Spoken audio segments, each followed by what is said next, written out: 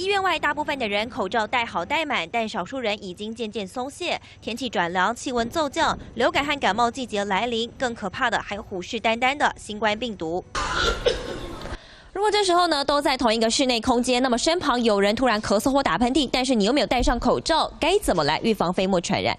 纽约西奈山伊坎医学院最新研究指出，当你发现处于高风险情况下，有人在你附近打喷嚏或咳嗽，应该立即呼气，避免吸入水滴或气溶胶，甚至可以撅起嘴唇，让呼气时间更长。不过最好还是将头完全移开，立刻远离现场。病毒传染的途径之一，靠的正是飞沫传染。普通说话1分钟内也有500粒飞沫在空中飘散，更不要说咳嗽和打喷嚏，恐怕暗藏满满的病毒。他讲的是没错，你如果那时候是在吐气的状态之下，你是把这个飞沫呢往外推出去的，让它不要接近你的鼻孔，不吸进去。前日本首相安倍晋三日前上国会被询时狂咳，下意识用手遮住，甚至用手臂来挡。若没戴口罩，突然想咳嗽，标准 pose 引发讨论。不论是自保还是怕传染给他人，唯有戴上口罩，保持社交距离才是上策。记者林佩杰台北采访报道。